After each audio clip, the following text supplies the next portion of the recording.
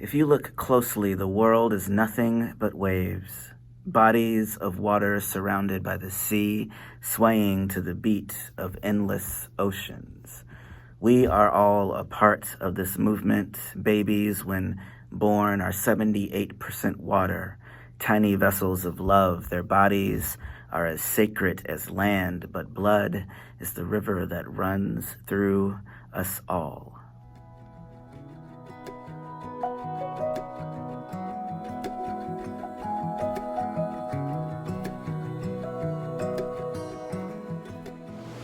Hey guys, I'm Cait. I'm a sea turtle biologist here at the South Carolina Aquarium. I work in the Sea Turtle Care Center where I help to rehabilitate and release sick and injured sea turtles, which is really, really cool. Before we get started with today's virtual visit, I wanted to remind you to check out our online silent auction in support of the Sea Turtle Care Center. We've got some really, really fun experiences up for bidding, including tickets to the Masters Tournament and a Rio's gear set and lots of other really cool items. To check out these auction items, visit scaquarium.org/SLBS. So today I am actually coming at you from the basement. This is where our sea turtle ICU is located. And historically, this is where we've been working to do sea turtle rehabilitation over the past 20 years out of the basement. This is kind of where the whole program started. So we do have the experience on the first floor in Sugar Family Sea Turtle Recovery, but we also have 13 tanks down here. And today I'll be talking about one of our green turtle patients named Timon, who's been with us for about a year and a half. He actually was admitted from Myrtle Beach State Park in May of 2019. So he's been with us for quite a while. He's also just had quite a lot go on with him. So we're gonna touch on that. So Timon is what we call a juvenile, meaning he's anywhere from 1 to 15 years old. And actually when he was admitted, he was much smaller than he is right now. Timon came in with something called debilitated turtle syndrome initially. So what that means is Timon was found stranded in really, really bad condition. He was very, very lethargic and weak. He had lots of algae and seagrass and things like that growing on the top of his shell. We refer to that as Epibiota. And usually when we see that combination of emaciation or the fact that he's underweight, he's fairly lethargic, and he had lots of Epibiota growing on his shell, that usually indicates to us that he has debilitated turtle syndrome. So what that means is that these animals, we're not always sure why or what causes it, but they're at an end starvation state, and they usually go from weeks to months without eating. And when we take their blood work, it's often very, very poor, and they suffer from something called anemia, which just means they have a low red blood cell count. So if you've ever had anemia, you don't have a lot of energy, you're really tired all the time, these turtles feel that way too. They're also starving, so their digestive system, their stomach, all of that is totally shut down. So they're in really, really bad shape. So I'm actually gonna flip the camera around. I want you to imagine this tiny little turtle about the size of a dinner plate, a small dinner plate, in a kiddie pool, because that's how Timon spent his first several weeks with us. He was in a small kiddie pool because he was just so weak, he wasn't able to really lift his head. And we wanted him to be in shallow water and suspended in that shallow water so he felt supported. But also we wanted it to be in filtered water, so we were able to kind of attach a floating kiddie pool to the edges of a tank. And so that's kind of how he hung out with us for the first month. So what I'm gonna do is flip the camera. And now we're walking over to Timon's tank.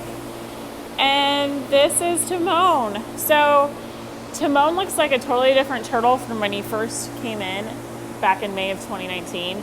He weighed around 4 pounds then, and he was just super sick and underweight. We talked a lot about his debilitation. His story doesn't really stop there. These guys come in with multiple issues. And one of the other things that happened with Timon is he developed something called osteomyelitis, which is a bone infection in the shoulder region of his right front flipper. So osteomyelitis can occur when there's either an existing injury, or sometimes we see it with our cold sun sea turtles. Cold sun sea turtles are just sea turtles that have been exposed to really cold ocean and air temperatures, and they become hypothermic. So we see that more frequently with those cases, but if there is an existing injury, osteomyelitis can definitely develop. And when Timon was admitted, he did have a open injury to that flipper. So we treated it every single time he was out for an antibiotic injection. And so with an open wound, one of the first things that we started treatment with was cold laser therapy. So that is a type of therapeutic laser that helps reduce inflammation and just like help promote overall healing to the areas that are affected. It's frequently used with like large animals, dogs and cats, even in people that have those types of injuries. So we saw some effect with that, but because it was just such a deep wound area of infection, our chief veterinarian, Dr. Shane Boylan, came up with the idea to try a fish collagen patch. And luckily we were able to get a company called Coresis who donated that fish collagen patch to us. So Dr. Shane went in and debrided that wound, or what that means is he removed all the infectious material and tissue out of that wound, got it really clean, packed it with that collagen fish patch, and within about 2 months we started to see a really good healing result from that. So he was starting to use that flipper normally. It was like nothing had happened, and by 2 months the skin had fully healed. So we got him through debilitation, we got him through osteomyelitis, and then we started to notice that he had a couple of growths that looked suspicious on his plastron and on his left eye. So we sometimes see something called Fibropapillomatosis.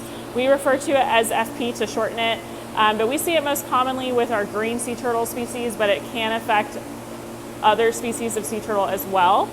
And what FP causes, it's a disease that causes large tumors to form both externally and internally. So we did take a CT of him. We've taken multiple to make sure he doesn't have any internal FP tumors. But he just had really small ones on his plastron that we have been able to remove, and we finally have seen them stop regrowing. And then there's one that just keeps growing back on his left eye. So we are going to consult a animal eye doctor specialist to help us with that one. So, FP is really contagious. So if you'll notice on his tank, it is labeled quarantine.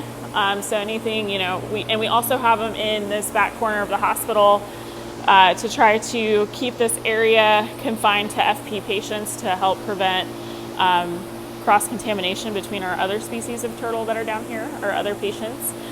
So now we're just monitoring his left eye, and other than that, Timon should be going back to the big blue once we get that regrowth to stop. If you'll also look in his tank, he's got lots of different enrichment. So this is called a back scratcher, this square structure in the tank, and then those the car wash strip enrichment at the bottom, that's supposed to simulate seagrass.